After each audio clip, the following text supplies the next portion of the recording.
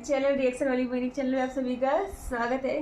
तो गाइस आज मैं फिर से एक गाना लेके आ गई हूँ रिएक्शन करने के लिए, जो कि है अरविंद अकेला कल्लू भैया का। तो आज उनके गाने पे सॉन्ग, उनकी ही सॉन्ग पे भी रिएक्शन करूंगी। इसका टाइटल है बाबा। और मतलब होता नहीं कि गाना इतना मस्त है ना, तो बहुत मजा आने वाली है। तो बस आप हमारे साथ बने रहिए पूरे वीडियो में और रिएक्शन के मजे लो और गाने के भी मजे लो। चले स्टार्ट करते हैं। गाइस जो भी न्यू चैनल को सब्सक्राइब जरूर कर दिया करो, प्लीज रिक्वेस्ट है आप लोगों से।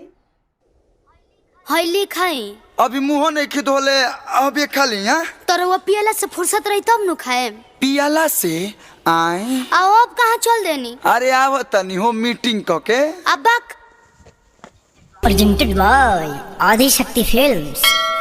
बाबा ए बाबा बाबा रोवा कहाँ बानी, देखी और भक्त आइल बा। बाबा ई कौन आ गइल जे बाबा बाबा कोइले बा। बाबा ए बाबा बाहरी निकल के प्रगट होखी ना, देखी कितना जरूरी बात बा। ई बिना कुछ कोइले जाई ना, रुको। बोलो बालक, तुम्हारी समस्या क्या है?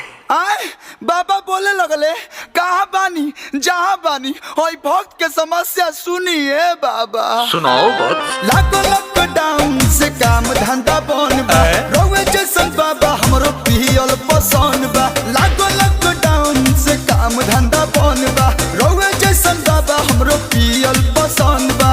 चिलम्बा खाली घटे 20 गो रुपया हो, 20 गो रुपया हो जा सहैया ए गौरा के सोइया। सुनीला दुख सबे पड़ता रे पैया, हो जा सहैया ए गौरा के सोइया। सुनीला दुख सबे पड़ता रे पैया। ई पूरा मंडली लेके आइल बा का, ऐसे ना मानी, रुको। आए होय देख रे बाबा सुन ले ले, ये बरा के व्यवस्था हो गइल। रोवा के सही नानू महादानी कहल जाला, रोवा बानी महादानी। चलो सरे नमः पार्वती पतये हर हर महादेव।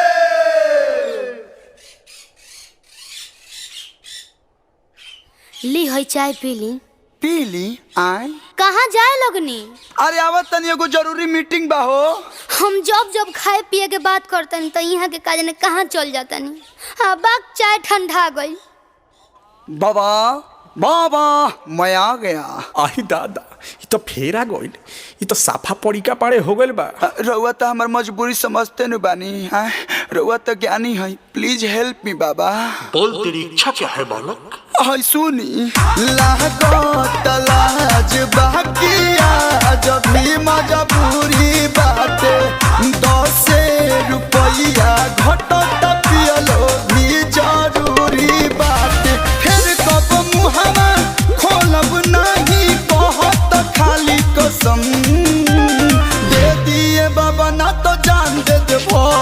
सुनी महादानी परान दे देबो। चुप कर बड़ा सा तनिक न किए के बोल। सुनी महादानी परान दे देबो। प्राण मत दो बच्चा, ये लो। आए आज बाबा फिर कृपा बरसा देनी। हे देव के देव महादेव, नाथों के नाथ भोलेनाथ। बाबा मैं आज आपका मंदिर बंद करता हूँ।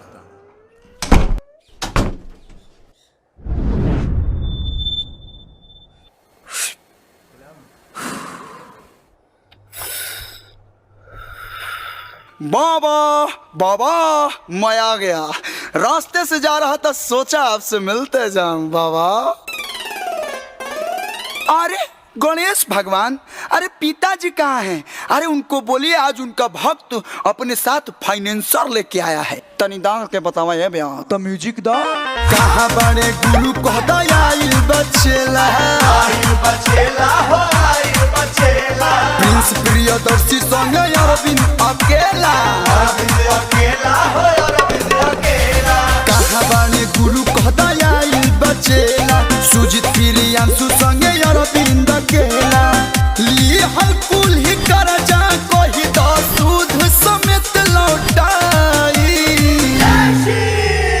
कर जोरी कहता नियाई,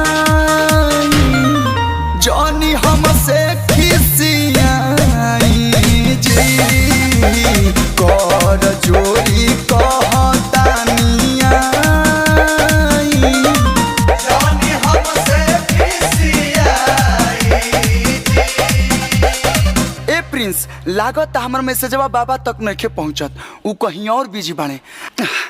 हैदान पेटी में डालो आ फिर कबो जरूरत पड़ी तो बाबा बोला ही बने अरे मार। तो गाइस मजा आई ना, मतलब गाना तो था बीच बीच में, मगर जो एक्टिंग थी ना सच में लाजवाब। खतरनाक एक्टिंग भाई, मजा आ गई। मतलब मैंने दम मारो दम, दम मारे दम कर दिया। मतलब होता है ना कि सच में मस्त बोल सकते हैं, एकदम सुपर मजा आ गया। मतलब मैं तो पूरी एक्टिंग ही देख रही थी, उनके नखरे, और इतने नखरे तो लड़कियां भी नहीं करती जितने नखरे आप कर रहे थे कालू जी। और बड़े मस्ती, अब मतलब भोले बाबा से भी आपने मतलब अपनी बात मनवाई ली।